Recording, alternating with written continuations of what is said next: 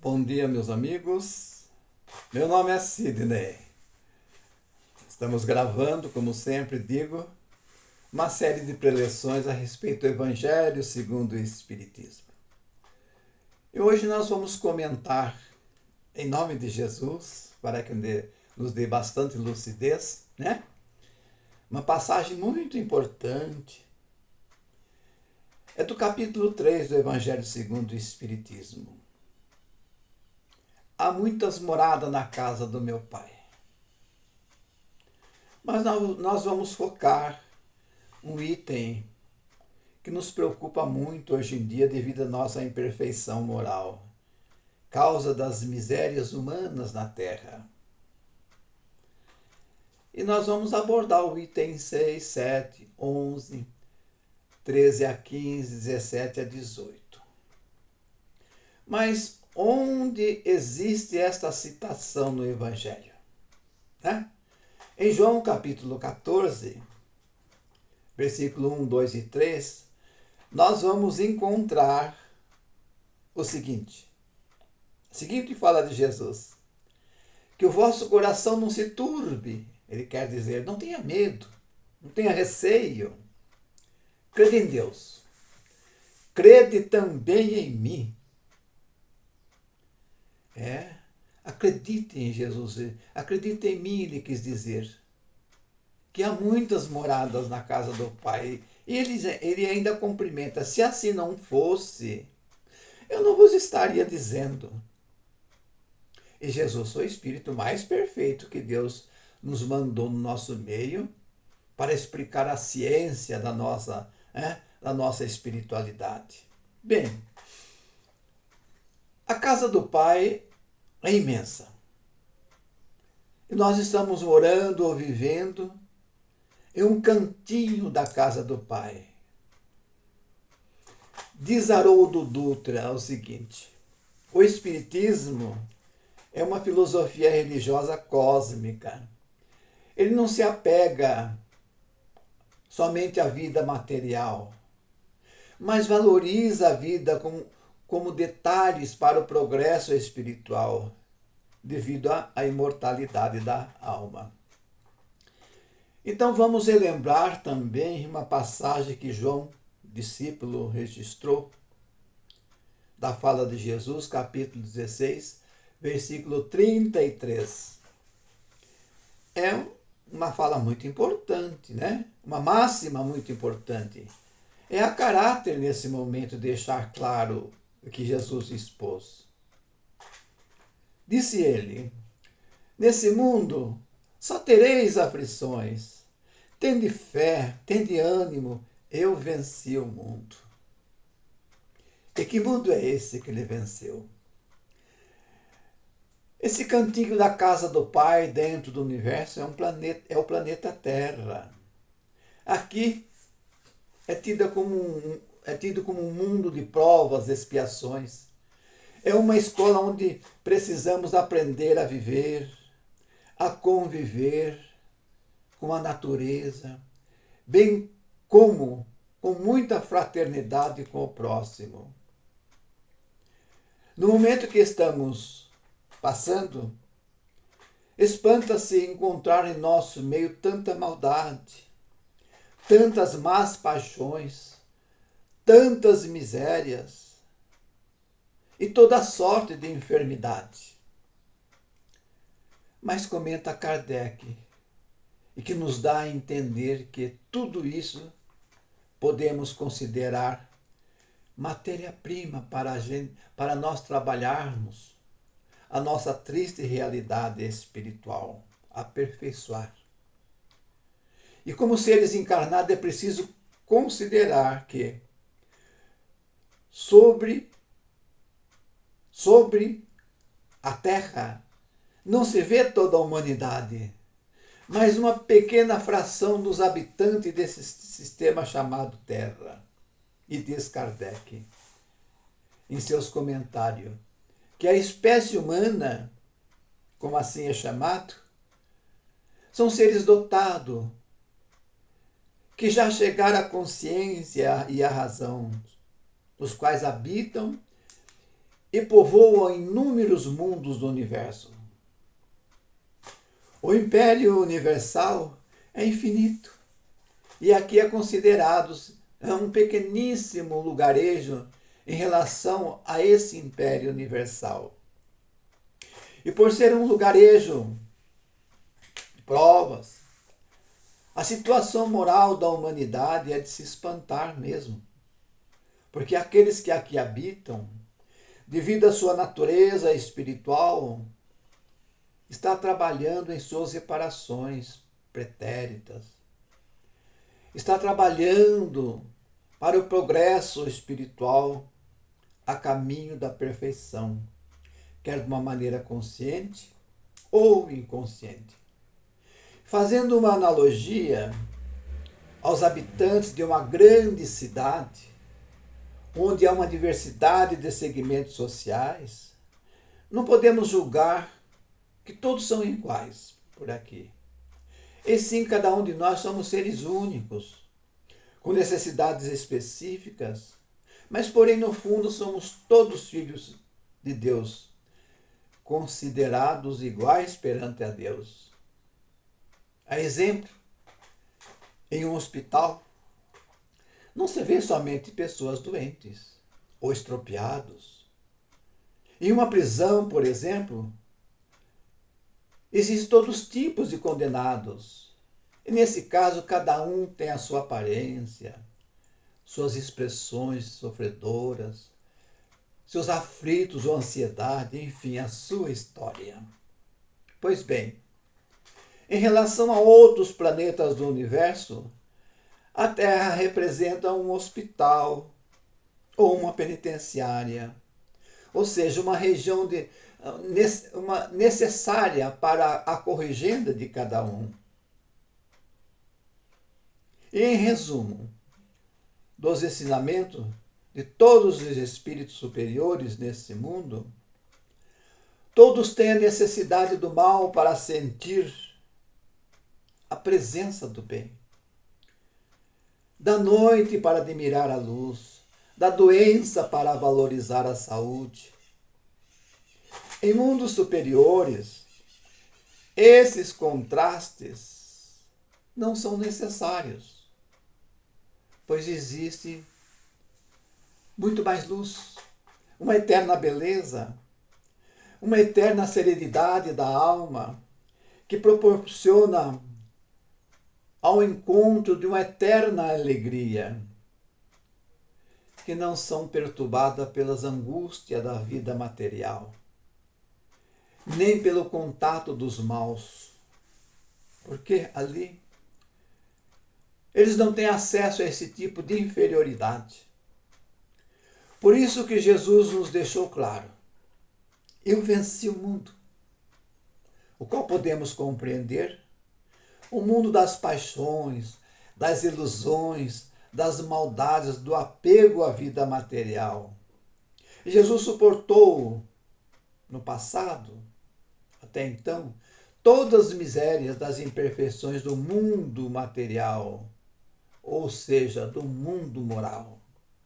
Depurou-se e se tornou o espírito mais perfeito que esteve entre nós, e nos dando a orientação possível que existe uma ciência moral possível entre os céus e a terra.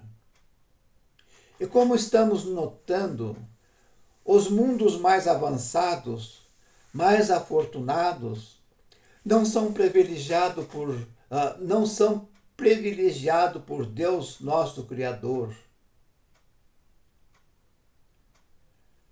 Cabe a todos nós, encarnados e desencarnados, o trabalho para conquistar esse mundo dos afortunados. Eles não foram privilegiados para chegar até lá. E o único caminho é o caminho do bem. Não estamos aqui por acaso. Aqui também habitam os espíritos ainda endividados com a providência divina, que nos coloca aqui porque há inúmeros meios para nos corrigir. Como? Através das dores, do sofrimento que nos regenera, para que possamos obter esforços em dominar as nossas más tendências, que é a causa de todas as misérias humanas. Se aqui estamos é porque vamos ganhar mais inteligência, mais lucidez. E assim, esse grande número de habitantes não são mais considerados primitivos aonde estamos, não, porque nós temos o livre-arbítrio e somos ainda dotados de razões. Todos aqui estão e trazem consigo provas que já viveram em outras vidas, provas de um passado distante ou não. Trazem qualidades inatas e um certo progresso, mas também numerosos vícios devido às suas más inclinações moral, né? Que demonstra, assim, a inclinação de mostrar a falta de amor ao próximo, ou seja, o câncer da humanidade, o egoísmo, pensar em si próprio. Entretanto, todos os espíritos por aqui encarnados sobre a Terra não são todos por motivo de expiação, não. Por aqui há raças que chamamos de selvagens. São espíritos apenas saídos da infância espiritual. E aqui em contatos com os espíritos mais avançados, como por exemplo, para o aprendizado de novas convivências. Grande parte dos espíritos em regime de expiação, se assim se pode exprimir, pode-se considerar um estrangeiro entre nós, pois vieram de outros mundos, excluído por vezes devido à sua obstinação ao mal, e causavam perturbação aos bons. E foram considerados espíritos atrasados de onde vieram, mas trouxeram uma missão e uma inteligência mais desenvolvida, e por consequência trazendo conhecimentos diversos a desenvolver entre nós que ainda nós não conhecemos. Mas enquanto não atingirmos o cume da perfeição, os espíritos ainda ligados com a atmosfera espiritual da Terra, podemos classificá-lo ainda no estágio de erraticidade. Ou seja, ainda temos possibilidade de errar, né? Ou seja, são espíritos errantes, sujeitos ainda a enganos diversos. Mas existe entre os da classe errantes os que estão mais avançados, que já podem percorrer o espaço, visitando outros mundos, gozam da resplandente claridade, encontrando aqueles que, em tempos atrás, foram afins, tiveram afinidade. Santo Agostinho, esse grande espírito amigo da Terra, através de mensagens psicografadas em Paris, em 1862, nos traz interessantes informações. E eu traduzo em minhas palavras, que ele diz que para o nosso momento, todos espantam encontrar na Terra tanta maldade, como já foi dito, tantas misérias, tantas enfermidades. E por vezes conclui que a espécie humana é uma triste coisa, diz ele. Mas podemos observar entre as estrelas que cintilam acima do vosso mundo, diz ele, designado, temos muitos outros mundos ainda de expiação e provas, e com outros tipos de misérias, como mundo transitório que se pode chamar de regeneradores. Existem turbilhões planetários correndo no espaço, ao seu redor, arrastando consigo seus mundos primitivos de exílios, de provas, de regeneração, de felicidade. Há também mundo de almas nascentes, quando ainda são ignorantes na existência do mal, na existência do bem, mas de posse do seu livre-arbítrio, com imensas faculdades a ser desenvolvidas para o bem, e entre eles, ao que desconhecem, sucumbem, não querendo por isso usar a inteligência, e por isso são encaminhados para a encarnação ou reencarnação em mundos como o planeta Terra para se depurar. Os mundos regeneradores servem de transição entre os mundos de provas e expiações. E nesses mundos encontra-se a calma e o repouso da alma para poder repensar, acabando e achando o caminho como se depurar. Mas nesses mundos regenerativos, o homem está ainda sujeito às leis que regem a matéria. A humanidade experimenta ainda as vossas sensações, os vossos desejos, mas nessa altura está livre das paixões desordenadas, as quais podem se tornar escravos.